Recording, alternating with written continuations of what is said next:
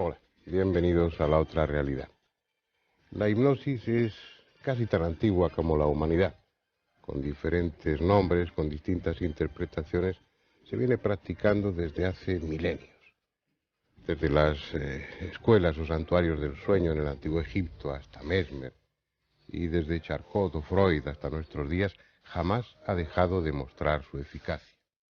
Ha conocido épocas de tremenda popularidad y otras en las que la ciencia la ha desprestigiado considerándola poco más que pura charlatanería. Sin embargo, no ha decepcionado nunca a aquellos que la practican o que se han sometido a esa técnica. Con frecuencia se utiliza como espectáculo. Hoy mismo en los programas de variedades de televisión suele incluirse un apartado, un acto de hipnosis en el que diferentes personas de las que asisten son sometidas a ese estado de conciencia especial y bajo esa situación realizan multitud de cosas divertidas. Eso no contribuye precisamente a su prestigio. Sin embargo, la utilidad de la hipnosis en la medicina y en la vida diaria es innegable. Sirve para suprimir el dolor, para buscar la raíz de nuestros traumas, de nuestras fobias, pero también sirve para abrir puertas, para despertar algo dormido en lo más profundo de nosotros mismos que nos permite cosas tan peculiares como la clarividencia, como recordar vidas anteriores. Es decir, la hipnosis no solamente tiene una utilidad práctica, sino que a nivel de investigación abre un enorme campo de posibilidades. Yo creo que merece la pena que nos ocupemos de la hipnosis con especialistas en la materia y descubramos, aunque sea parcialmente, las grandes posibilidades, el inmenso campo que se abre detrás de la hipnosis.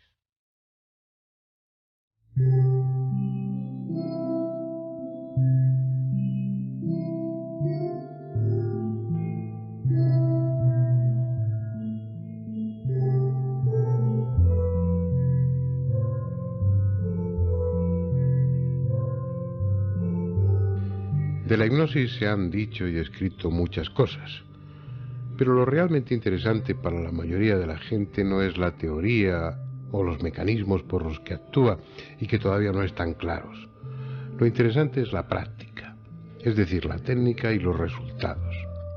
Así que hemos asistido a un curso de hipnosis para que a través de algunos fragmentos vean cómo se practica y qué estado se produce en el sujeto hipnotizado. No hubo preparación alguna. De hecho, la cámara se limitó a seguir lo que allí sucedía sin preocuparse demasiado de la calidad del encuadre y procurando no estorbar demasiado. Incluso la persona hipnotizada es David, nuestro ayudante de producción, protagonista improvisado en la mayoría de los planos, y por dos razones. La primera, que nunca hasta ese momento había sido hipnotizado y por tanto en modo alguno estaba condicionado, y la segunda porque el profesor del curso, Horacio Ruiz, que también nos acompañará en el coloquio, con su gran experiencia como hipnoterapeuta, determinó a los pocos minutos de conocerle que David podría ser un sujeto fácilmente hipnotizable. Lo primero que conviene aclarar es que si una persona no quiere, es imposible hipnotizarla. Se requiere en todo momento su colaboración. El hipnólogo va sugiriendo al sujeto sensaciones encaminadas a conseguir primero un estado de relajación profunda y luego, paso a paso, el descenso hacia un nivel de conciencia especial en el que no estará dormido, pero tampoco despierto en el sentido normal de la palabra, un estado que algunos llaman sonambúlico. Se entra en un grado de enorme sugestionabilidad. El sujeto siente realmente lo que el hipnólogo le dice que está sintiendo. Aunque no haya pegamento, siente sus párpados pegados. El cerebro vive con plena realidad lo que en ese estado se le sugiere. Si a pesar de tener los párpados cerrados, se le indicase que está ante un foco muy potente de luz, un electroencefalograma demostraría que el lóbulo occipital de su cerebro, que es donde se elaboran las imágenes, estaba comportándose como si en efecto se hallase ante una intensa luz. En este caso, David no está levantando el brazo, está permitiendo que el brazo se levante, que los músculos actúen sin darles conscientemente la orden de actuar. Pero de la misma manera que la conciencia se inhibe, se desentiende, por decirlo así, de lo que haga su brazo, también puede inhibirse de estímulos externos, como por ejemplo el dolor. Antes de haber llegado a este estado, hubo algunos momentos que sirven para ilustrar perfectamente cómo el sujeto no está dormido, sino que percibe cuanto sucede en su entorno, reaccionando adecuadamente a lo que esté pasando. Si hubiera un incendio, se levantaría y echaría a correr como cualquiera. Si lo que sucede a su alrededor es divertido, sonreirá sin que ello quiera decir que no esté hipnotizado. Los ojos, dentro de un rato, cuando abras los ojos, tendrás muchas ganas de darle un abrazo a Andrés Averasturi. Tendrás muchas ganas. Puede que te resistas, puede que digas, yo no lo voy a hacer, pero te aseguro una cosa, que hasta que no le des un abrazo, no vas a salir de este trance. La sensación de peso, la sensación de sopor, de sueño, te va a acompañar. En el momento que le des un abrazo a Andrés Averasturi, despertarás, te encontrarás súper relajado, muy a gusto, muy bien. Atención, 1, 2, 3, abre los ojos, puedes levantarte, puedes hacer lo que quieras.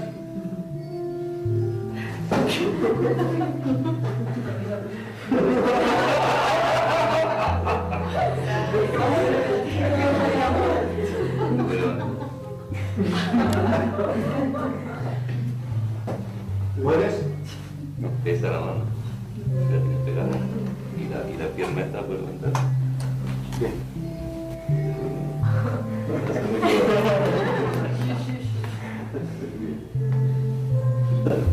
Más tarde David nos recordaba haber abrazado a Andrés porque al hacerlo estaba aún en un estado intermedio, sin plena conciencia. Horacio aprovechó esa circunstancia para inducirle de nuevo a un trance hipnótico más profundo. Esa maniobra de despertar al sujeto y enseguida volverle a hipnotizar es muy útil cuando se pretende bajar de nivel para acceder, por ejemplo, a los archivos donde se conservan vivencias antiguas, de la niñez, es decir, para hacer una regresión. Algo frecuente en la hipnosis con fines terapéuticos, ya que permite revivir las experiencias traumáticas responsables de algunas fobias. En esta fase, el hipnoterapeuta está utilizando varias técnicas casi simultáneamente. Mirarse la palma de la mano, ojos hacia arriba, pesadez del brazo, péndulo, etcétera, etcétera. En el fondo lo que pretende, y obviamente consigue, es algo que en sí mismo constituye la base de la hipnosis. Reclamar la atención de la consciencia hacia varias sensaciones: ojos, peso, abrir, cerrar párpados, contar, hasta que la consciencia se inhibe. Ocupada en diferentes cosas a la vez, deja la puerta abierta al subconsciente. La regresión ha servido en este caso para algo intrascendente, como un simple ejercicio práctico. Sin embargo, ese retroceso en el tiempo puede tener aplicaciones tan sugestivas como revivir una experiencia dentro de un ovni o recordar vidas anteriores a esta. Veremos un par de casos, pero será fuera de este aula y en la segunda parte del reportaje.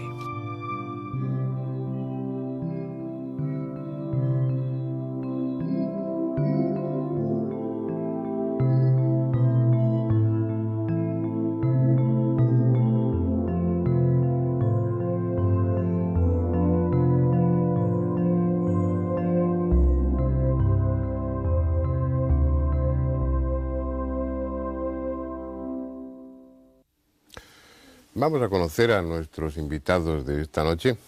Ellos, con su experiencia, creo que van a aportar diferentes puntos de vista y muchos datos fundamentales para que al final tengamos una idea más clara sobre lo que es la hipnosis y cuáles son sus aplicaciones y cuáles son esos campos que mencionaba en la introducción de la mente que se abren a través de esa puerta que es la hipnosis.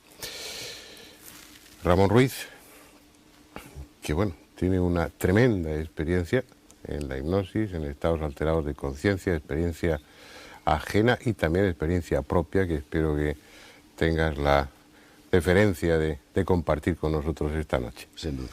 Muy bien. Francisco Chelós, médico psiquiatra, se doctoró en Francia. Como psiquiatra tiene también una larguísima experiencia, a pesar de lo joven que es. Gracias, Bernardo. Y que bueno, como todos los psiquiatras tenemos o tiene alguna relación más o menos estrecha con la hipnosis, pero que nos va a aportar un punto de vista de las aplicaciones terapéuticas que tiene la hipnosis dentro de la psiquiatría y la psicología. Horacio Ruiz, hipnólogo, hermano de Ramón. Yo los tenía puestos en orden contrario, entonces Ramón, entre sus méritos, figuraba ser hermano de Horacio. Así es. Al iniciar la presentación ha sido al revés, ahora entre tus méritos está ser hermano de Ramón. Ser hermano de Ramón, exactamente.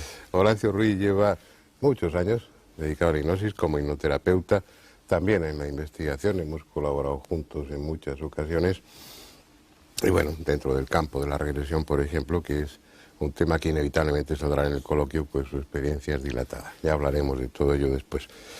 Bueno, y falta alguien, un especialista en lo que es estar dormido, en lo que es estar aparentemente muerto y sin embargo estar viviendo otra experiencia diferente, ¿no? Que es Guillermo Alonso, también médico cirujano, jefe de anestesiología y reanimación del Hospital Arnau de Vilanova. Que bueno, que tu trabajo consiste fundamentalmente en tener a la gente dormidita, pero no muerta, ¿no? Sí, eso es lo que se pretende. Y yo creo que también tu punto de vista va a ser muy interesante. Vamos a ello. A mí se me ocurren muchas cuestiones, muchas preguntas que probablemente se estén haciendo ustedes. La hipnosis, aunque estemos familiarizados con ella, desde el punto de vista del no experto, del no profesional, bueno, produce una cierta inquietud.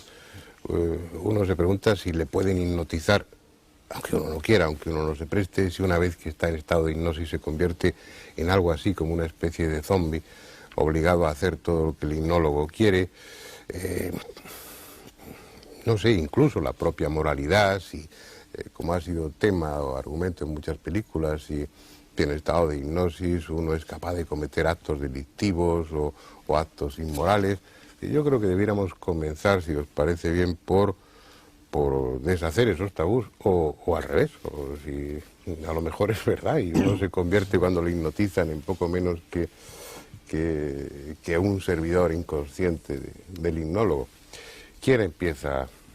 Si quieres yo rompo el fuego. Pues rompe el fuego. Fernando, diciendo que por supuesto habría que desdramatizar ese temor ancestral que existe hacia la hipnosis, que hoy la hipnosis es un instrumento de trabajo terapéutico altamente valioso y que sin duda alguna en algunos momentos se ha frivolizado la utilización de este método que, como tú decías muy bien al principio del programa, tiene una enorme antigüedad, pero que actualmente tiene aplicaciones francamente valiosas y positivas. Bien. Estáis todos callados. ¿Qué esperáis? ¿Que No. yo os vaya preguntando? Sí, si queréis os pregunto, pero lo haré poniéndoos en aprietos. Bien. No, mejor que no. Mejor que no.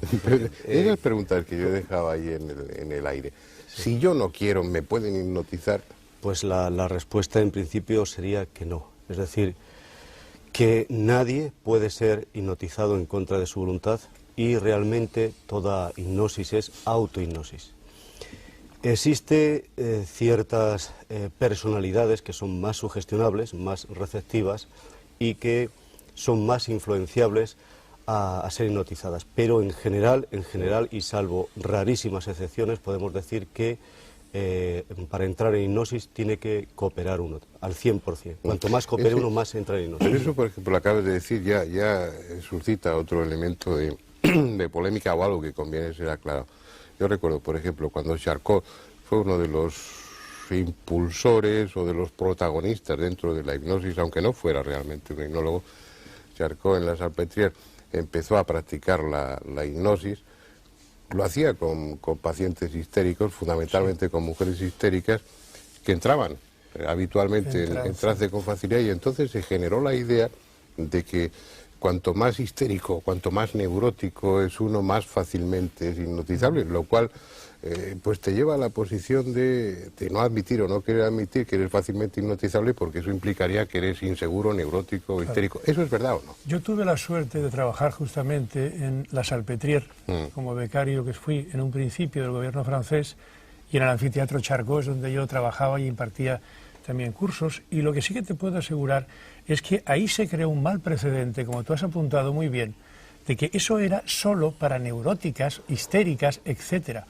Pero en realidad Freud, que como sabes también fue alumno suyo ahí mismo en la Salpêtrière, lo que hacía es aplicarlo para pacientes y para producir estados regresivos que naturalmente lo que hacían es desbloquear algún tipo de traumas, como él decía entonces, como psicoanalista, como sabes, que tuvieron en la infancia, y al liberar la carga emocional que tenían estos pacientes, resolver ese trauma primigenio y a veces incluso infantil. Ahí ya se mostró, bueno, no hacía falta como terapia útil, se venía estando demostrada desde hace muchísimo tiempo, pero es del principio en el que la ciencia oficial de alguna manera empieza a reconocer y a encontrar una utilidad para problemas concretos en la hipnosis. Pero yo querría saber si los que tenéis experiencia directa en el tema compartís esa idea popular, y yo creo que equivocada, de que cuanto más tonto es uno o cuanto más neurótico es uno, pues más fácilmente es hipnotizable, y que las personas inteligentes no cuesta trabajo hipnotizarlas. No, todo lo contrario, sino que la experiencia clínica, terapéutica, demuestra que si una persona tiene una buena capacidad de concentración, una buena capacidad de imaginación, de visualizar, es decir, si cuanto mayor capacidad tiene mental de seguir las indicaciones del terapeuta, más fácilmente entra en hipnosis. Es decir, tienes que cooperar, tienes que colaborar, y esto lo demuestra también el hecho de que personas muy mayores, que tienen mucha dispersión mental, que no se pueden concentrar, o los niños muy pequeños, o personas con incapacidad, algún problema de carácter psicológico, pues son muy difíciles, por no decir imposible, hipnotizar. O sea que cuanto más inteligente, es decir, una mente más o menos normal, con capacidad de entender lo que te dice el terapeuta y de seguir sus indicaciones, más fácilmente entras en hipnosis. Entonces, ¿por qué te cuesta tanto hipnotizarme a mí? Pues porque tú eres muy inteligente. Pero ¿no crees también que tiene relación, y que lo guarda directamente, con el hecho de eso que denominamos en psicología la capacidad de sugestión? Es decir, de verdad hay personas fáciles y personas difíciles de hipnotizar. Y en función de ese carácter o personalidad de cada uno, si se deja o no se deja, como se dice coloquialmente, si entra en trance con facilidad o no, es cuando puede ser más susceptible como tratamiento terapéutico. Sí, sí. Puedo alterar los miedos también. Mirad, en toda la historia de la anestesiología, que es apasionante, sabéis que antes de Morton y antes de inventar el protóxido de nitrógeno y todos aquellos, y luego los halogenados y tal, pues se buscaban técnicas para poder intervenir a un sujeto sin que se muriera, sin que se muriera de dolor. Porque al fin y al cabo el anestesiólogo lo que hace es defender al paciente de la agresión del cirujano. Bendita agresión, pero una gran agresión que le cuesta la vida.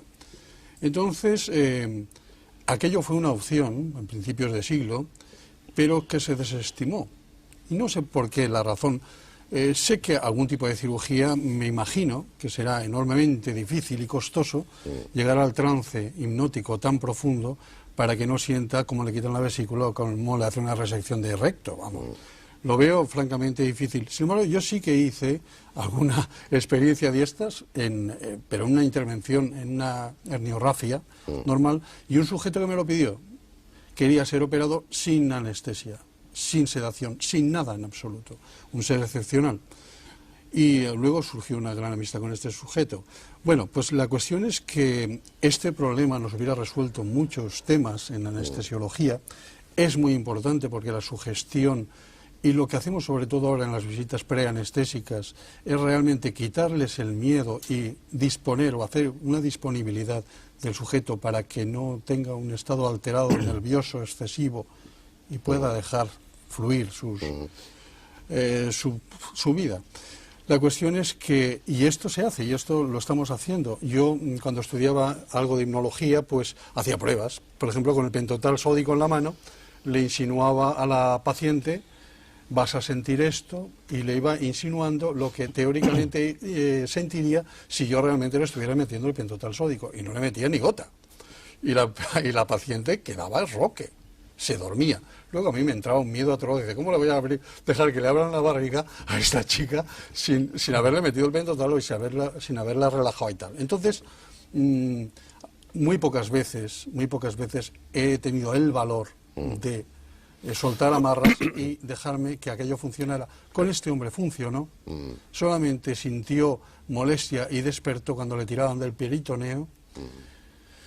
Hice como una anestesia, me acordaba de un inminente médico de aquí de Valencia, una anestesia evolutiva, le ayudé para que esas sensaciones nociceptivas, dolorosas, las bloqueara antes de llegar al consciente y funcionó muy bien.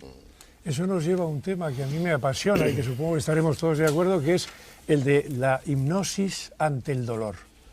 ¿Hasta qué punto, y tú eres anestesista y lo sabes, eso tiene aplicaciones? Estoy hablando y diciendo unas cosas que son habituales, pero que son tremendas en sí mismas. El dolor es una de las cosas que más nos complica la vida. Tiene, por supuesto, un carácter útil, es defensivo, nos alerta sobre la enfermedad y demás, pero el dolor nos amarga la vida. Y resulta que con la hipnosis es tremendamente fácil suprimir el dolor. Tú sabes que el dolor tiene un componente mental enorme, es decir, hay tanta subjetividad en el dolor. Y todo lo subjetivo que tú quieras, pero el dolor duele. Claro, por supuesto. Y uno lo pasa muy mal. Yo creo que merecería la pena que aprendiéramos alguna técnica aplicable en casa, sencilla, para poder controlar el dolor. Me parece, hay una cosa curiosa. Ahora los médicos, ya ha pasado un poco de moda, pero hace unos 20 años se utilizaba mucho, o se volvía a utilizar la hipnosis, la relajación, se hablaba de sofrosis para extracciones dentarias y es curioso porque antes se hacía sistemáticamente. En el siglo pasado los dentistas descubrieron que con la hipnosis podían evitar el dolor en sus pacientes y se utilizó y se dejó de utilizar porque apareció el éter o apareció algún anestésico, y entonces probablemente, por lo que comentaba Guillermo, pues bueno, tienes a un paciente en hipnosis y estás convencido de que en ese momento no está o no sentiría dolor, pero la inseguridad, el miedo a que, bueno, ahora está así, pero y si en un momento determinado de la intervención, de la operación o de la extracción, eso que no sabemos qué es, deja de funcionar y aparece el dolor. Sí, pero ¿no crees que es más a veces nuestra propia limitación como terapeutas y nuestro miedo que proyectamos en el paciente lo que nos lleva a no intentarlo? Es decir, estoy convencido de que hay que trabajar con ello, y no solo con el paciente que sufre, sino tu propio problema para no trasladarlo al paciente. Es muy curioso, y además, aparte de en quirófano, que sería un hecho a tener en cuenta, pero en cuando el paciente, yo pienso que lleva mucha preparación y mucho trabajo, y hay cierta experiencia sobre este tema, pero el tratamiento del dolor, como tú decías, el dolor como tal, como patología o como síntoma de una patología, los enfermos terminales, neoplásicos, en pacientes que están sufriendo verdaderamente, como una alternativa, se está utilizando, y aquí en Valencia se está utilizando, como alternativa cuando ya los mórficos fallan, enseñarle al paciente a buscar con hipnosis cuál es la raíz de su mal. Y ahí entramos ya en un campo que es ya apasionante y esotérico, porque realmente te está saliendo ya del hecho de que tiene un cáncer, produce esto, sino qué es lo que le ha producido este cáncer, por qué, porque esta niña de 13 años está terminal y con fuertísimos dolores y con MST, y que realmente pues está teniendo un final. ¿Y cuál es la razón y por qué se consiente esto y por qué está pasando ahí? Hay tantos interrogantes. Estamos hablando del dolor, pero el campo es tremendamente sugestivo. En ese estado, y esto os lo pregunto a Ramón y a Horacio, porque practicáis y tenéis una experiencia muy directa como hipnoterapeutas, y es un poco más para Horacio y para Ramón, que eres más teórico, ¿no? ¿O sigues practicando? Práctico, más que práctico, sí. Bien. Que es, bueno, en ese estado de conciencia especial, porque yo no sé qué es la hipnosis. La gente habla de sueño, hablamos de sueño, no tiene nada que ver con el sueño, el que está hipnotizado no sé cómo está, ahora me lo contarás, ahora hablamos de ello. Pero parece que en ese estado especial de conciencia uno tiene acceso a una información, a un conocimiento sobre uno mismo que a nivel consciente no tiene. Entonces, a nivel de fabulando, yo me he planteado muchas veces, bueno, una persona en hipnosis profunda no la puedes hacer primero que te cuente, que él entienda, que descubra, como decía Guillermo, cuál es la patología, la génesis, la intimidad de lo que está pasando. Si la mente tiene esas capacidades que tiene, y que en la hipnosis además pues son muy claras, el que le salga a uno una ampolla tocándole con una pluma, o el quitar el dolor, o hacerle sentir frío o calor, es decir, ese control de la mente sobre el cuerpo no se podría aplicar para las células tumorales, por ejemplo. Darles una orden en ese estado de decir, bueno, ahora que estás en este nivel de conciencia, métete ahí en tus células tumorales y darles la orden de que dejen de incordiar y que empiecen en beneficio del resto del organismo, que se mueran. A mí me gustaría, ¿qué se puede hacer? aprovechando que hay 3 doctores y antes de que intervenga Ramón, contar 2 experiencias prácticas breves de lo que hemos hecho con unas personas en relación al dolor, que como bien acabas de indicar es subjetivo, y como continuación a lo que plantea Fernando de ese tremendo poder que tiene la mente pues para hacer cosas que muchas veces, digamos, la ciencia todavía no llega a discernir, no sabe qué ocurre. Por ejemplo, en el Hospital Chagorrichu de Vitoria, una señora de 80 años, con un marcapasos, 7-8 años colocado, y una de las válvulas le provoca una gravísima infección. Nos llama al equipo, la hija era doctora, había sido alumna de uno de los cursos de hipnosis que habíamos dado nosotros y nos llama para ver si podíamos intervenir, podíamos hacer algo a la madre, puesto que no la podían anestesiar químicamente, era diabética, tiene un tipo de alergia y no la podían anestesiar. Y como habían oído hablar de que la hipnosis a veces suplía la anestesia química con anestesia hipnótica, a ver si podíamos hacer algo. Estuvimos, contado brevemente, 4 horas en el quirófano, ayudando al equipo de cirujanos que intervinieron. Entonces a esta señora se le hipnotizó, se le dio una palabra clave, como sabéis, para disociarla, que se disocie del cuerpo físico, que se traslade psicológica, mentalmente a otro lugar y su cuerpo físico esté totalmente anestesiado, insensible, un poquito ajeno a lo que está viviendo su conciencia, que está en otro sitio. Después de 4 horas de intervención, de estar acompañándola continuamente, cuando parece que salía un poquito del trance y que podía notar un poco molestia con la palabra clave que habíamos acordado, pues yo estaba allí continuamente controlando el proceso y salió contando chistes a las enfermeras. O sea, esto es un caso concreto y específico que mediante la hipnosis y los ejercicios de visualización a una persona que, dicho sea de paso, entraba muy bien en hipnosis, porque habría que hablar qué personas pueden entrar en un grado tan profundo como para poder hacer esto. Y otro caso, una doctora... Perdón, a mí me gustaría saber qué intervención se le hizo a esta mujer. Se les claro, no es lo mismo... Se les trajo el marcapasos y hubo que colocarle de nuevo la válvula. Un marcapasos interno y se le podía meter un marcapasos interno. 4 horas duró la intervención. Pero no le tocaron válvula, no abrieron corazón... No, era extraerle todo el aparato y volvérselo a colocar por el cuello, bueno, etc. Sí, es fácil. 4 horas duró la intervención. Fácil, claro, entonces ella estaba... La hija al principio nos había llamado no tanto por la intervención en sí, sino por el pánico.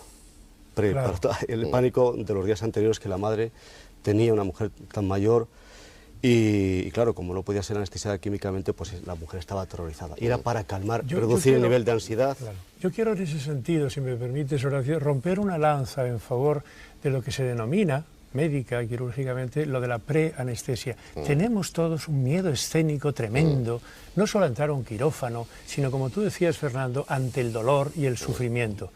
Y todo lo que sea previo, todo lo que alivie, todo lo que dé confianza y seguridad, creo que es absolutamente indispensable. ¿Cuánta gente va realmente con susto, con miedo y con un síndrome realmente de ansiedad y de angustia a cualquier tipo, incluso a un examen? Yo recuerdo, Fernando, cuando yo de niño iba al colegio a un examen oral, la noche anterior yo no dormía para nada y llegaba al examen muy disminuido porque el miedo, la preocupación y sobre todo aquel escenario y aquel montaje me impresionaban altamente. Quiero decir que todo lo previo a algo fundamental, trascendente o importante, yo creo que es susceptible de tratamiento hipnótico, porque es una herramienta, es un arma muy eficaz. Sí, ahí entran en juego muchos aspectos que la medicina no considera con la suficiente importancia, ¿no? Que es que muchas veces el acto quirúrgico empieza no horas, sino hasta días antes, ¿no? El paciente se va colocando en una situación de angustia que le lleva a la intervención o a esos minutos anteriores en la peor situación, cuando debiera ser al contrario. Pero tú le preguntabas, Guillermo, a Horacio el tipo de intervención, cómo, y en la pregunta daba la impresión de que... de que piensas que depende de la agresividad de la operación el que la hipnosis puede ser o no puede ser efectiva, ¿no? Mira, se han utilizado hipnosis, o llámale como quieras, para cirugía vascular periférica, varices y demás, es cierto, y con éxito, algunas hernias, partos. Y realmente cambiar un marcapasos, bueno, hay que abrir pero no metes un cable, o bien te metes por subclavia o te metes por femoral el cable hasta llegar a implantarlo en el corazón, y el marcapasos lo implantas debajo de piel. El tejido celular subcutáneo debajo va el marcapasos. No es tan agresivo para el físico, para el cuerpo humano, no es tanto, pero es muy útil. Quiero decir, chapó por esta técnica, porque tan importante es esa intervención como cualquier otra. Y hay una serie de intervenciones que sí que serían óptimas para hacer este tipo de cosas, de anestesia. Y me parece... ¿Extracciones dentarias? Sí, sí, pero claro, el dentista no se juega más que le duela un poquito el diente, o que el nervio cuando le mete en el canal le pueda molestar. Pero el terror nuestro sería que tuviera un shock por dolor si no funciona el sistema. Imagínate que se le pase el efecto de eso y está con la tripa abierta, con separadores, con pinzas dentro. El pánico. Eso... Es curioso, es curioso. Pero eso te has asegurado antes, te has preparado mucho. Por ejemplo, este caso de la Pero no, extracción. siempre, lo de cuenta Guillermo, siempre te queda la duda, ¿no?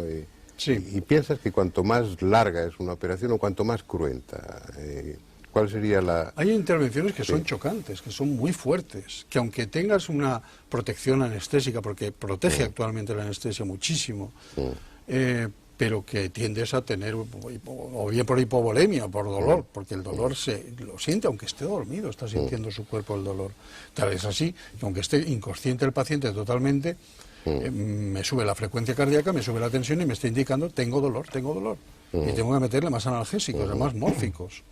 Bien, pero que creo que es una alternativa muy útil, que se está utilizando muy poco. En mi hospital sí que tenemos algún terapeuta que yo colaboro con él, o él conmigo, que es francamente bueno en temas del dolor, en temas de crisis de ansiedad, y hemos tenido casos muy bonitos, hemos colaborado en casos muy bonitos con hipnosis. Él es un gran terapeuta, lo hace muy bien, y creo que abre una expectativa enormemente valiosa y despreciada o poco valorada por la medicina oficialista, porque tiene pánico a estas cosas. Sin embargo, los americanos no, es curioso.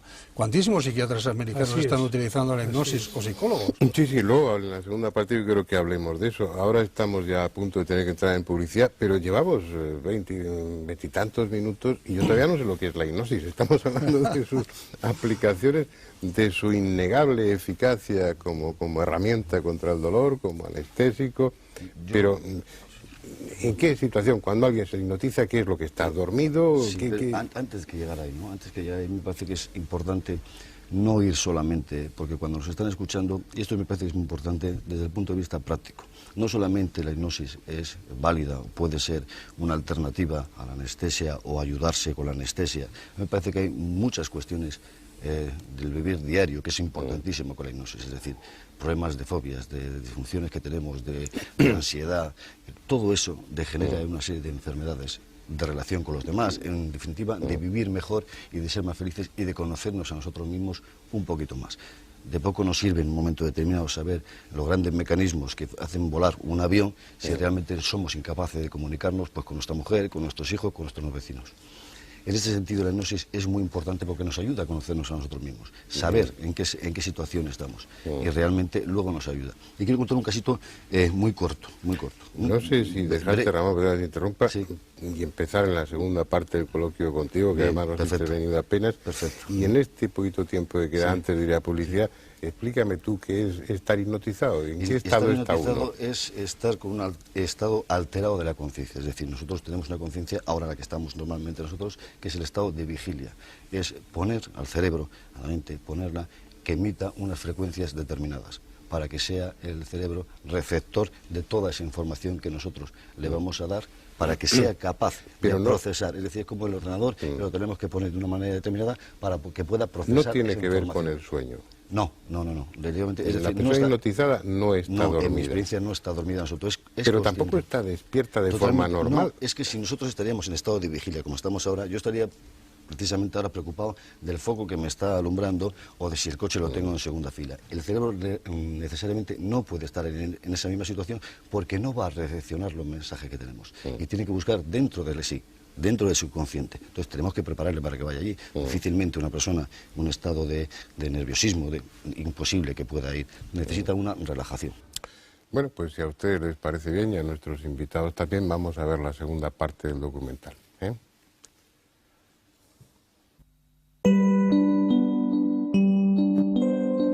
las aplicaciones de la hipnosis hay algunas sumamente sugestivas. El acceso a lo inconsciente permite abrir viejos archivos en los sótanos de nuestra mente.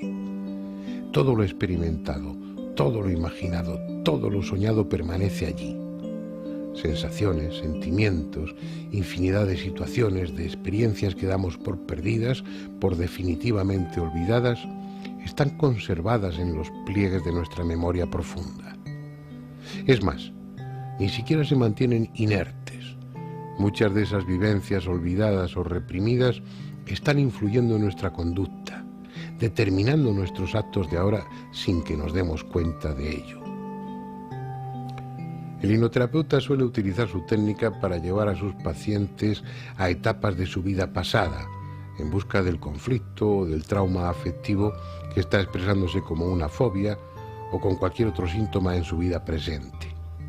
Pero lo intrigante es que en ocasiones ese retroceso, esa regresión, permite que afloren recuerdos no de esta vida, sino de presuntas vidas anteriores. Mauri tiene 29 años. Su existencia actual está marcada por una profunda afinidad con la cultura árabe, sin que en su familia o en su ambiente haya habido razones para ello.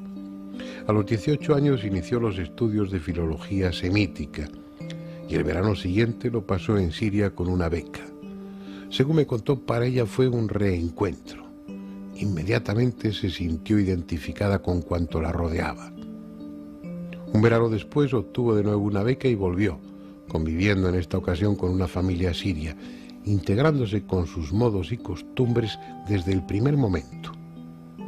No pensaba en la reencarnación, aunque no dejaba de sorprenderle esa sensación de sentir como propia una cultura tan diferente a la suya, hasta que un día, curioseando en el zoco de Alepo, el más antiguo de Siria, un objeto la atrajo como un imán. Era un viejo y costoso anillo que terminó comprando. Al tenerlo en su mano supo que, contra toda lógica, había sido suyo antes. Por eso está sometiéndose a sesiones de hipnosis regresiva. Quiere saber qué fue y qué hizo en una vida anterior. Cada cual puede darle a la hipnosis regresiva el valor que quiera. Científicamente nada prueba, pero en muchos casos aporta datos que, en efecto, parecen proceder de vidas anteriores a esta. Mauri ha ido reviviendo, por así decirlo, fragmentos no de una, sino de 3 vidas previas a esta. En todas ellas fue una mujer árabe, y tal como afirman los reencarnacionistas, en esas vidas pasadas estuvo vinculada a personas con las que en esta vida actual tiene estrecha relación, como sucede con Richard, su pareja.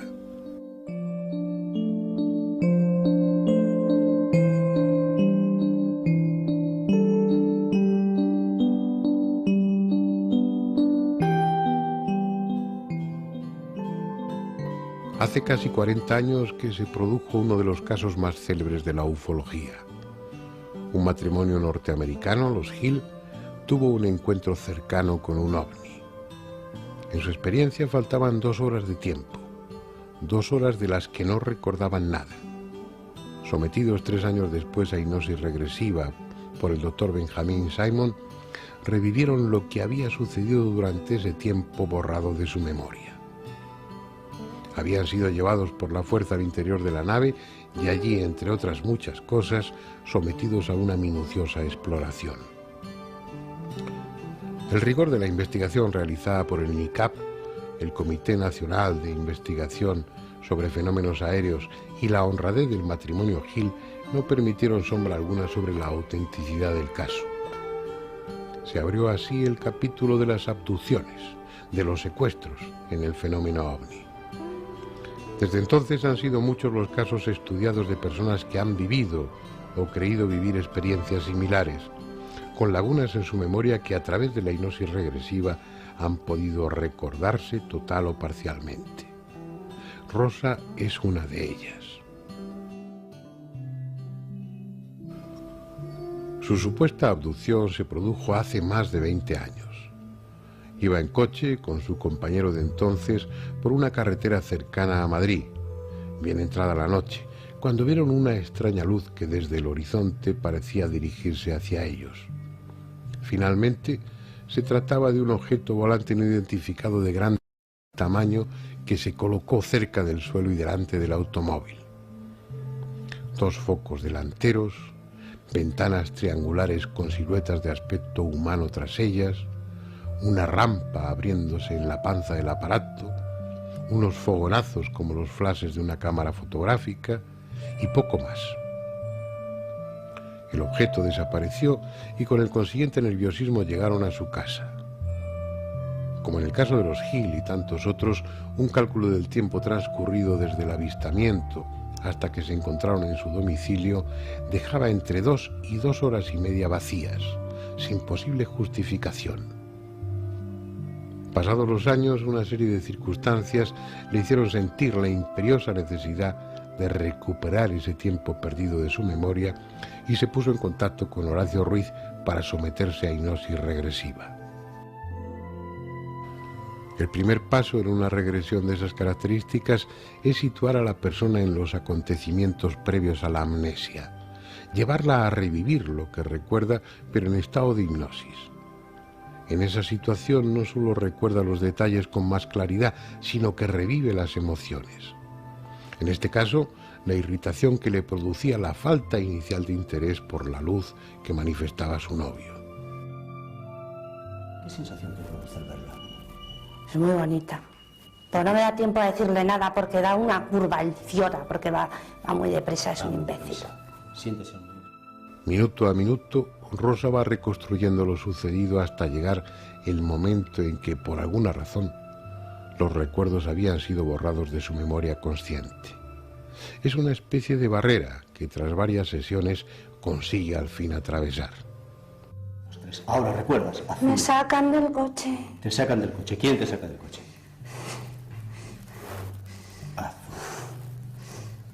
Ahora lo estás viendo, lo estás sintiendo de nuevo. Te sacan. ¿Quién te saca? ¿Cómo te saca? No sé. ¿Hay algo?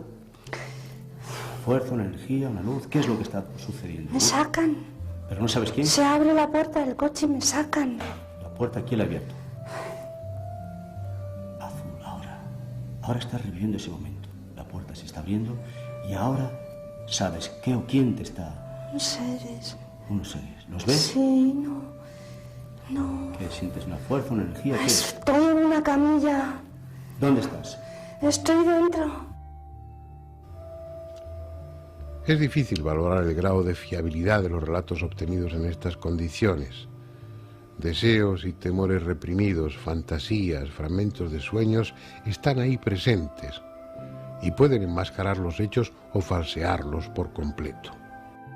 Mi opinión personal, desde el punto de vista técnico, es que su experiencia es verídica, psicológicamente hablando. Yo no puedo entrar a opinar, a emitir un juicio de valoración sobre la realidad o no del fenómeno físico en sí. Yo no sé si ha estado en la nave o no ha estado en la nave, pero desde el punto de vista psicológico y emocional la experiencia es real.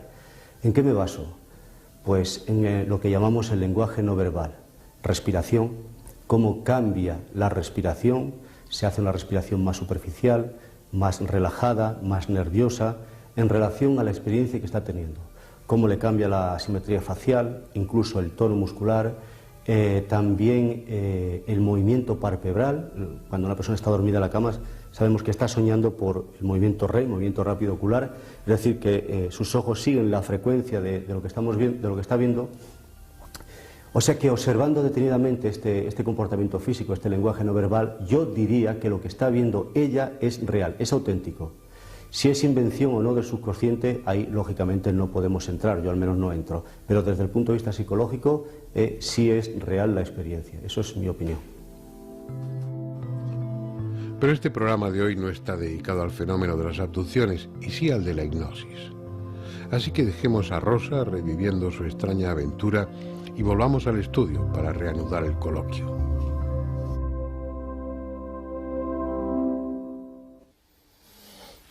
Bueno, vamos a continuar con la segunda parte del coloquio. Ramón tenía la palabra. Hay muchos aspectos. Ya dejaría un poco de lado la efectividad de la hipnosis, claramente demostrada por otra parte en lo que se refiere a la anestesia, al dolor, pero la hipnosis se presta a otras muchísimas aplicaciones y abre unos campos, yo diría que inquietantes, ¿no? Y vamos a ocuparnos un poco de eso, pero tú tenías que contarnos. Primero, yo no sé si quedó claro lo que es estar hipnotizado o no. Pues nos íbamos a ir a publicidad y el documental y yo no sé si los espectadores tendrán claros qué nivel de conciencia, qué estado de conciencia es el que está presente en la hipnosis. Es un estado alterado de la conciencia. Pero cuando se dice un estado alterado de la conciencia, no tenemos que entender nada peligroso ni nada extraño del otro mundo. Es decir, cuando una persona se está en casa relajándose con una música clásica, tranquilo, está en un estado distinto de conciencia que como está normalmente cuando está conduciendo, cuando está leyendo o cuando está realizando otras funciones.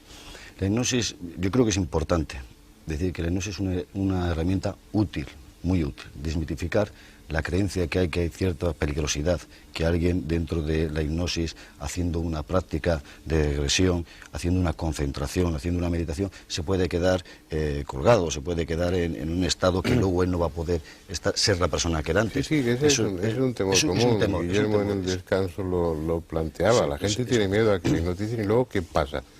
¿Me puedo quedar ahí? No, en absoluto, no se puede quedar ahí. De todas maneras, tenemos que decir también que cuando alguien... No se queda nadie. Y si al hipnólogo le da un infarto, se tiene que ir corriendo y deja ahí a la persona hipnotizada, ¿qué pasa con ella? Ahí pasa exactamente lo mismo que imaginemos, por hacer imaginemos que nosotros estamos en un estado sin hipnosis, en un estado profundo de relajación, o alguien se toma un ansiolítico o se toma una pastilla que a uno le relaja, ¿no? Es decir, ¿qué es lo que sucede si el médico no está? Que los efectos se van a pasar, es decir, la persona no va a estar eternamente relajado, ¿no? Es decir, la persona eso que de la novela de Allan Poe, el caso de Valdemar, que se queda años ahí. Otra cosa distinta es que la persona, por eso tiene que estar siempre en manos de especialistas, de terapeutas, de profesionales. Otra cosa es que la persona tenga alguna serie de disfunción, tenga un problema psíquico, que eso es otro tema, por tanto tiene que ponerse siempre en manos de terapeutas profesionales y de médicos.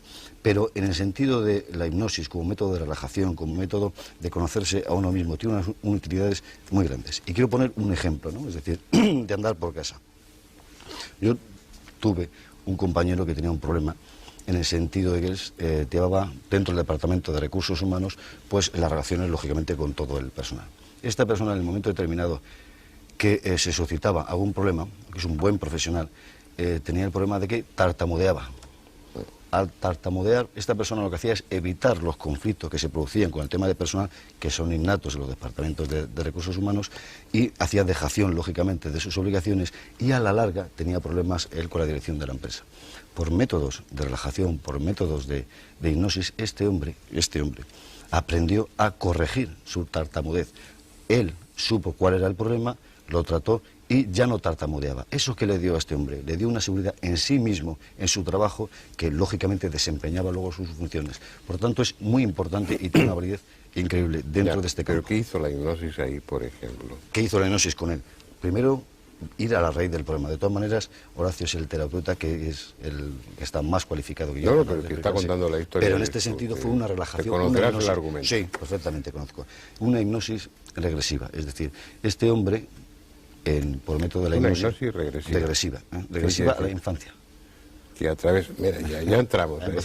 Bien, ya no hablamos de anestesia, no hablamos de inhibir el dolor y esas cosas. Es decir, en un estado de hipnosis, la persona está en una situación mejor para recordar, para acceder a lo que tiene guardados en los archivos de la memoria, que en condiciones normales no recordaría. Y en la hipnosis sí puede uno recordar mejor. Son recuerdos, experiencias que nosotros tenemos grabadas dentro de sí mismo. Lo que se trata es de conducir a la consciencia esos recuerdos que están ocultados o que están enterrados o están como un armario. Vamos a ese armario y lo podemos abrir. Este hombre, cuando era pequeño, a la edad de 4 o 5 años, tenía una serie de dificultades para relacionarse con los demás. A la vez que le llamaron la atención sus padres, porque tenía los padres muy autoritarios, este hombre le suscitó él mismo ese complejo que él mismo se creó, complejo hablo entre comillas, es decir, yo no soy el experto en psiquiatría. Le hacía que no podía desarrollar y comunicarse bien con los demás. Entonces, él comprendió cuál era el problema, trabajó sobre ese problema, se le quitó la tartamudez. Y además era un caso concreto, que sí quiero decir que tartamudeaba hacía sus prácticas de hipnosis, de relajación, y él hablaba en público tranquilamente sin tartamudear.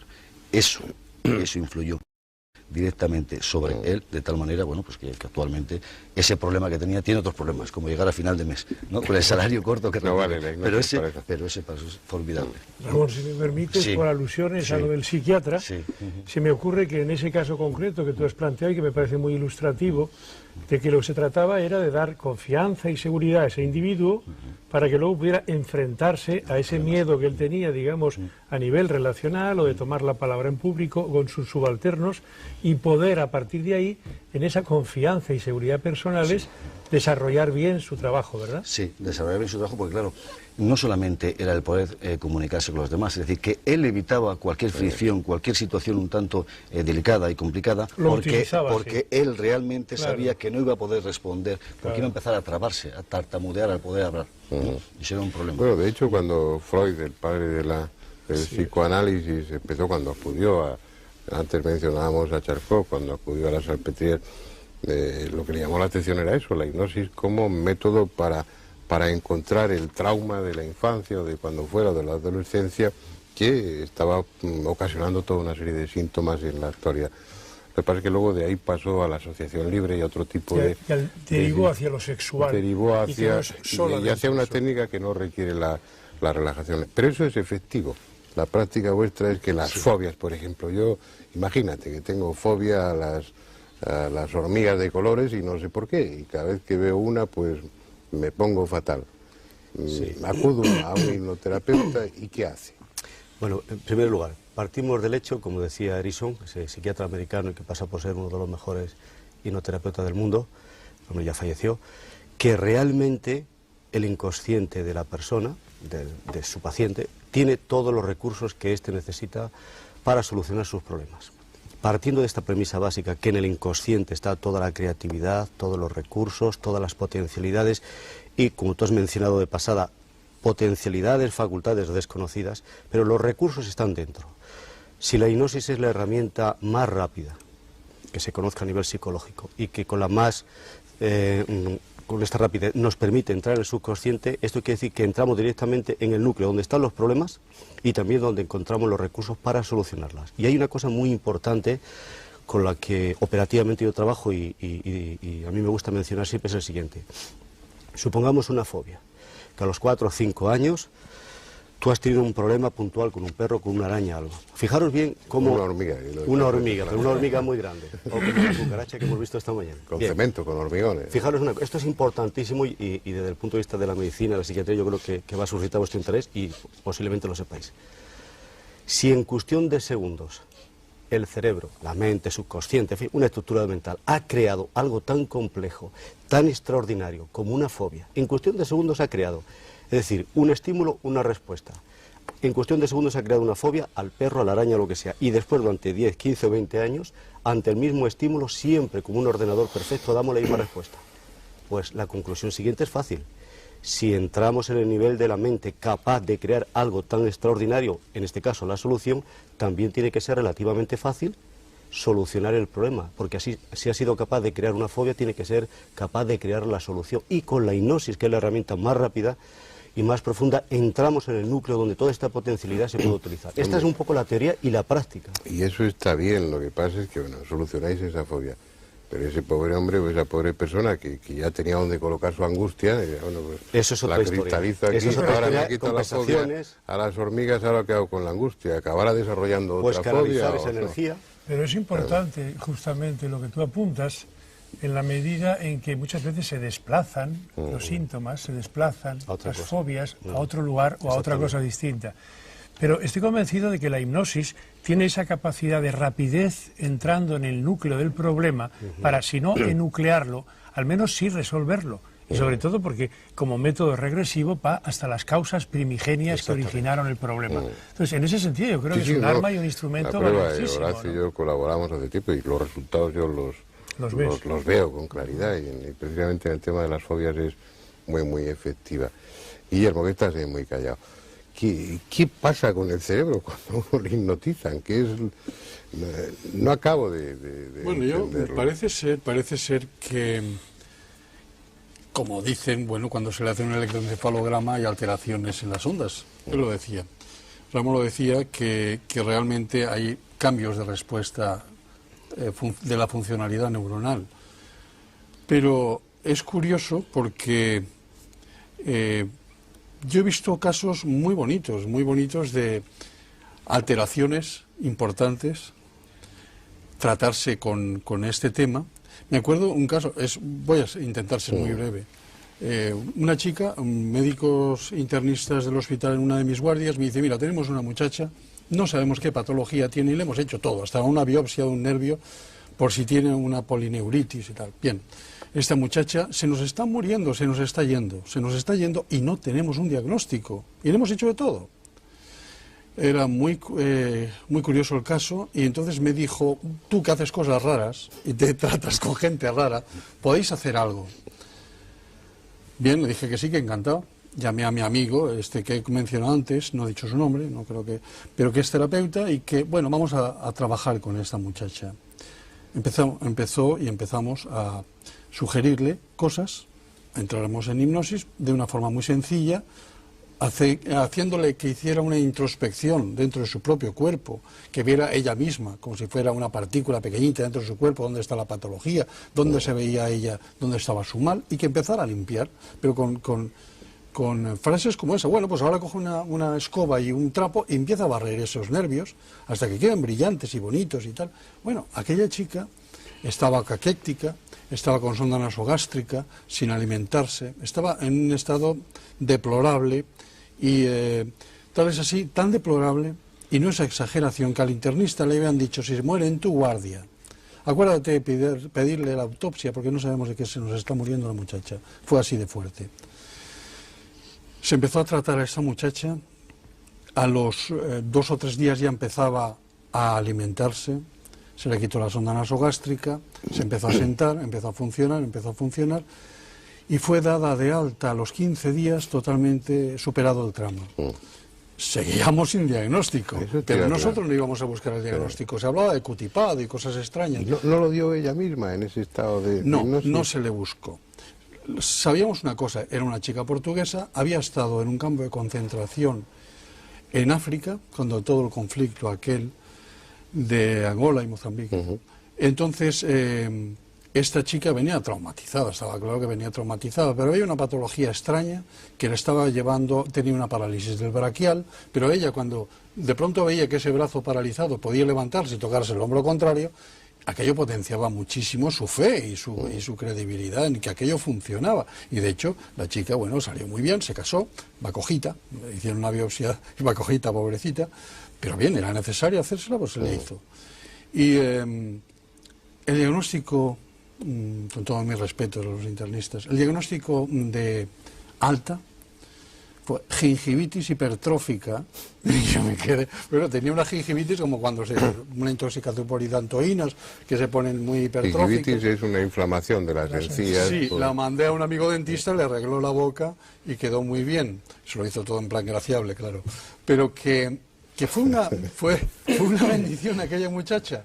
Bueno, ahí ha funcionado perfectamente, ¿no? Y ha salido adelante. El diagnóstico es surrealista. Totalmente. Yo te quería comentar, Guillermo, y es una cosa que me viene muy cercana por el trabajo también profesional.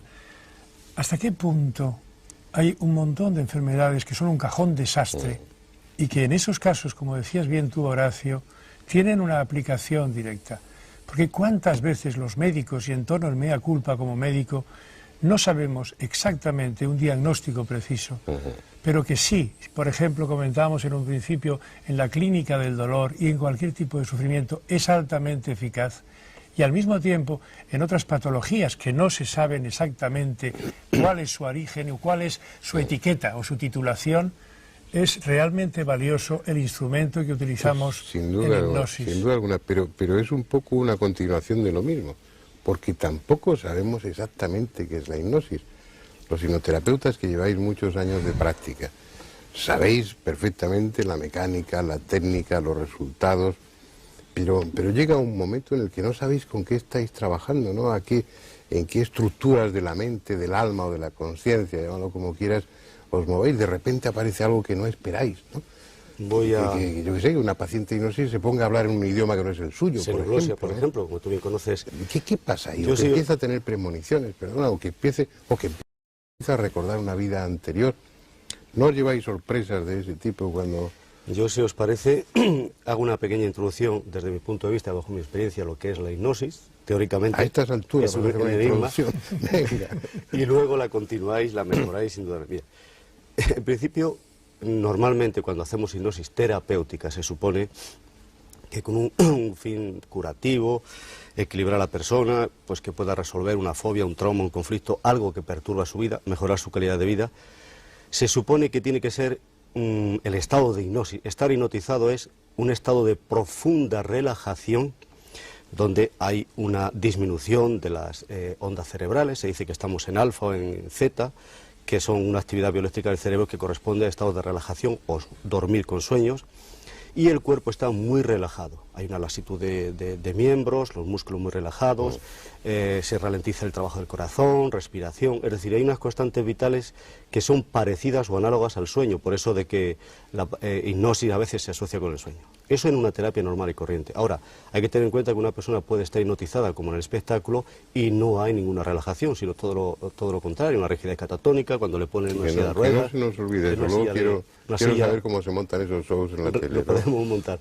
Sí. O sea que, pero en principio nuestra orientación es de una profunda relajación. Hay una disminución de la actividad cerebral, etcétera.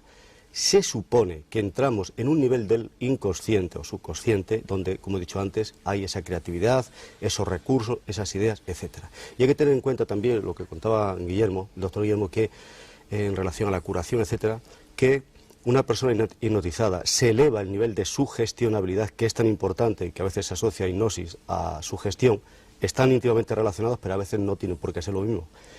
Y el sistema nervioso autónomo, que rige todos los procesos vegetativos, homeostáticos, etcétera, no, fijaros bien, esto es importantísimo y sobre todo en el campo de la medicina es importante, no distingue, el sistema nervioso autónomo no distingue entre una imagen o una experiencia vivida realmente a algo imaginado en sus más mínimos detalles. Por lo tanto, a nivel de actividad cerebral, hormonas, neurotransmisores, endorfinas, etcétera, el organismo va a reaccionar exactamente igual. Sí, se activa el sistema inmunológico.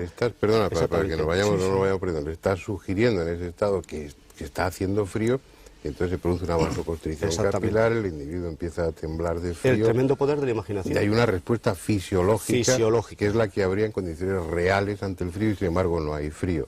Y por eso el organismo, no solamente a nivel de sugestión, no solamente a nivel de imágenes mentales, sino físicas, por esta explicación que acabamos de dar, reacciona curando y sanando una enfermedad o un problema o provocando una reacción somática, física, como hasta ese momento antes con la mente consciente que decía Ramón no había reaccionado.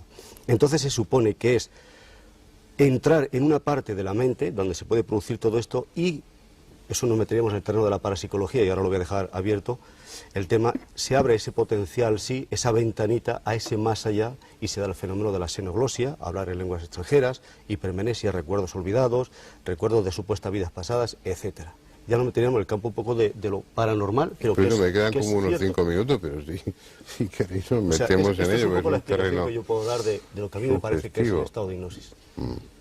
En cualquier caso, lo que es evidente es que es un instrumento valioso que sin duda habría que desdramatizarlo al máximo, porque yo creo que hay mucho miedo y sobre todo a esa falta, tú lo sabes, Fernando, de profesionalidad a veces, que dices, ¿en manos de quién me pongo? Pero Paco, ese es el tema, que la idea que tenemos frecuentemente de la hipnosis es lo que vemos en un programa de variedad. Claro. Entonces ves a los sujetos que se han prestado voluntariamente a esa experiencia haciendo el ridículo con la finalidad de entretener y con todo el respeto, pero bueno, siempre es ridículo ponerse a ladrar como un perro o olfatear o hacer esas cosas. ¿Cómo se consigue eso? Primero, a mí no me gustaría que me hipnotizasen y quedar en situación de hacer el ridículo. Y ser un instrumento en manos de un hipnólogo, bueno, que está con todo su derecho y toda su honestidad pues haciendo un espectáculo, que mi conciencia quede anulada o mi voluntad quede anulada a ese nivel es algo que no me apetece nada como idea. Y luego, ¿cómo lo consigue? Da la impresión de que está tirado el hipnotizar a la gente. Eso es muy ¿no? fácil. Venga. Bien, ¿cómo lo hace? En primer lugar, se tiene que presentar voluntario, es decir, hay personas muy exhibicionistas, muy históricas, que con tal de de salir en televisión o en una sala de fiestas, montar el número, pues se ofrecen voluntarios. Primer punto. Después, el hipnotizador profesional, utilizando una hipnosis que llamamos hipnosis padre, autoritaria, etcétera, hace pruebas de sugestionabilidad y de los 20 o 30 que se han ofrecido voluntarios, selecciona a los 4 o 5 que son sugestionables y que se dejan influir fácilmente. Segundo punto. Tercer punto, se le hipnotiza 1, 2 o 20 veces, dependiendo del número que quiera montar, y cuando ya están profundamente hipnotizados las veces que haga falta, se les deja lo que se llama una orden poshipnótica. Cada vez que yo haga tal cosa... ¿Todo eso se produce antes del programa, días antes o semanas antes? Sí, el tiempo que haga falta, dependiendo de la magnitud y del morbo que se quiera despertar y el número de la audiencia del programa. Exacto, el programa y del presupuesto. Se prepara, exactamente, y entonces se prepara. Son personas, es real lo que ocurre, es decir, la persona entra en trance, está preparada. Y eso de que no se enteran, a veces pregunta, ¿tú te enteras de lo que has hecho? ¿Te acuerdas? Dicen, no, no es cierto. Hay una amnesia provocada por el hipnotizador y cuando salgas de este trance no te acordarás de nada. Claro, durante un tiempo, como le has provocado, la amnesia no se acuerda, más tarde se acordará.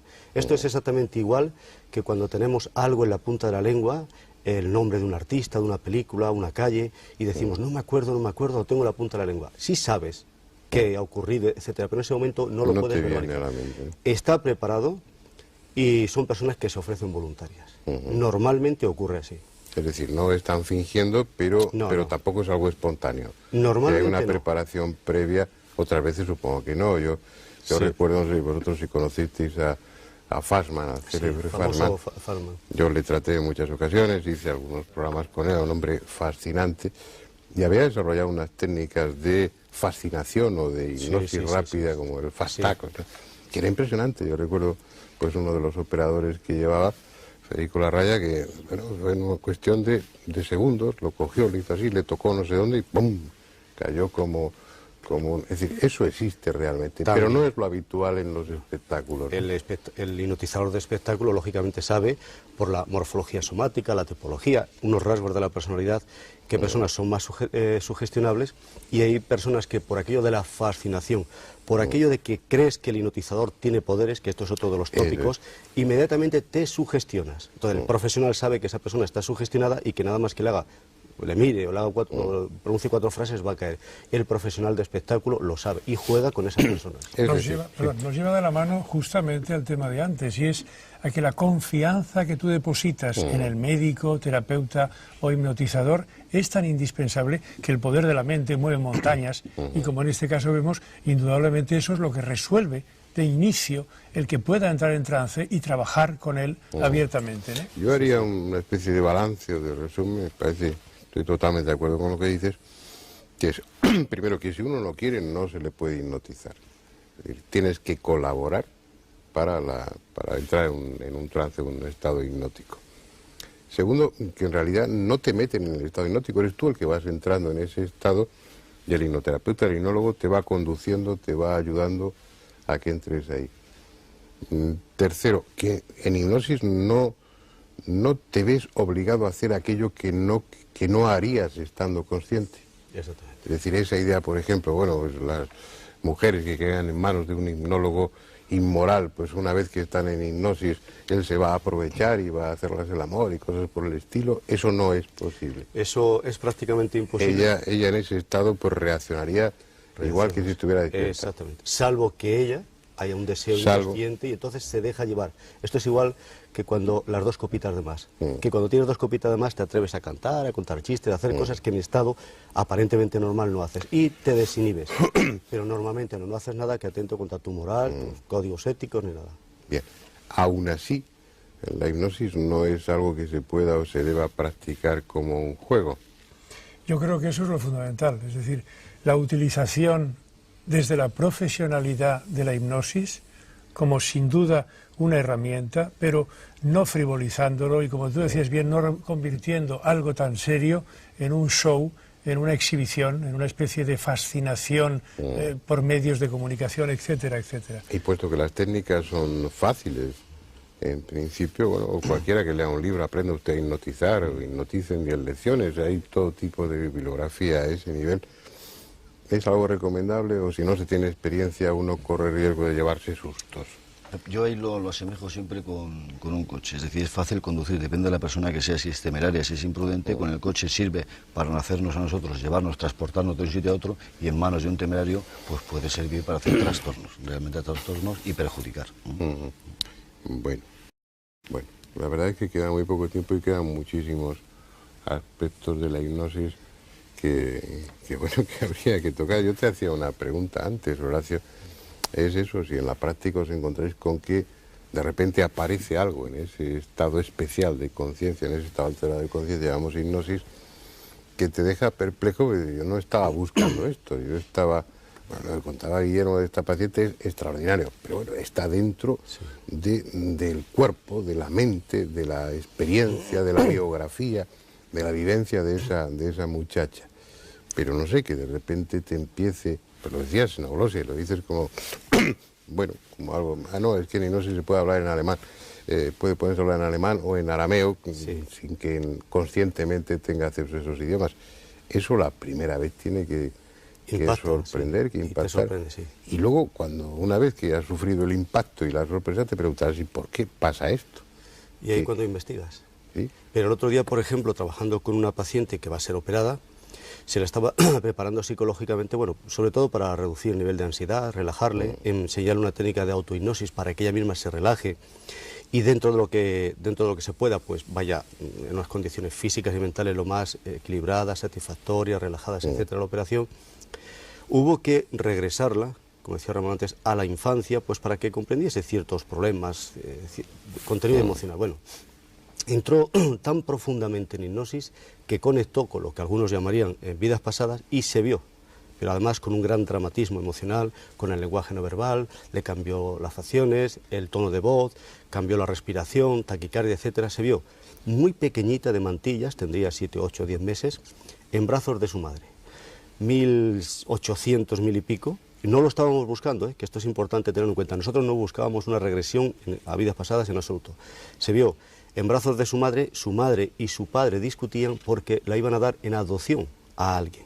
Y ella vivió durante pues casi 10-15 minutos del trance hipnótico una gran angustia porque decía no quiero que me den, no quiero que me den. Sufría mucho porque supuestamente en aquella vida pasada sus padres eran muy pobres y la iban a dar en adopción. No lo estábamos buscando, pero lo importante, alguien se preguntará, ¿y qué importancia tiene eso? Es que conflictos y problemas de no sentirse querida, abandonada, es una constante de su personalidad actual, que tiene que ver con el problema de espalda que tiene. O sea que ahí el subconsciente nos llevó sin buscarlo al origen, al problema o supuesto problema, para que comprendiésemos el presente. O sea que el campo de posibilidades es extraordinario. Y lo que habéis dicho, que a veces en hipnosis, si se tiene que ser, hay que tener cuidado, no hay que tener cuidado, claro, hay que ser un profesional cualificado, tener experiencia y tener sobre todo lógica y sentido común, porque cuando se presenta un caso como este o parecido, ¿qué haces? ¿Qué vas a decir? No, yo simplemente, lo que tú decías, abundando en ello, el que hay casos, como tú has citado, excepcionales, pero yo me siento ciudadano de a pie, me siento televidente también, y me pregunto en qué casos particulares la hipnosis es aplicable. Y por supuesto, tú has citado ya algunos, esas fobias y esos miedos, esas obsesiones, esas neurosis en general, en la clínica del dolor, todo tipo de dolor, sufrimiento, y también, y por qué no, en casos terminales, y eso creo que vale la pena poner el acento en este programa para que muchos lo sepan, como pueden ser casos de cáncer, problemas tumorales, casos de SIDA, etcétera, etcétera. Estoy convencido cada vez más que si damos buena prensa a esa técnica y la aplicamos con seriedad y con rigor, sin duda alguna, tiene una gran eficacia. Bueno, se nos ha acabado el tiempo. No hemos entrado en los aspectos más sugerentes, hombre, ya son muy sugerentes, muy inquietantes lo que hemos dicho aquí, pero sería el aspecto más práctico, más útil de la hipnosis. Yo creo que cuando hablemos de otros temas, como el de la reencarnación, por ejemplo, sería la ocasión para que o todos o la mayoría de vosotros volvierais al coloquio y que entonces ya nos metiéramos en la hipnosis como camino de investigación en la posibilidad de la reencarnación, dejar sobre el tapete, eso se está utilizando como terapia por muchos psicólogos en Estados Unidos y también aquí en Europa, en la que se busca la solución o la causa de traumas, ¿no?, de traumas, de fobias, de problemas neuróticos y demás, se busca la causa no en la infancia, sino en vidas anteriores, ¿no? Esa regresión a otras vidas como terapia y sobre todo como investigación. Y si hay elementos de juicio, si hay datos suficientes para plantearse que a través de la hipnosis regresiva se aportan pruebas, o si no pruebas, indicios razonables y sólidos de que no es esta nuestra única existencia, sino que hemos vivido antes otras vidas y consecuentemente es probable que vivamos otras después. Pero eso lo comentaremos cuando llegue el momento de hablar de la reencarnación. Vamos a dejar el tema aquí. Me encanta que sea corto, a mí por lo menos me han quedado muchas preguntas y muchas cuestiones en el tintero, pero el tiempo da de sí lo que da de sí y no puede prolongarse más allá. Muchas gracias por su presencia y hasta la semana que viene, que volveremos con otro tema que espero y deseo que sea de su interés. Gracias a vosotros y hasta siempre.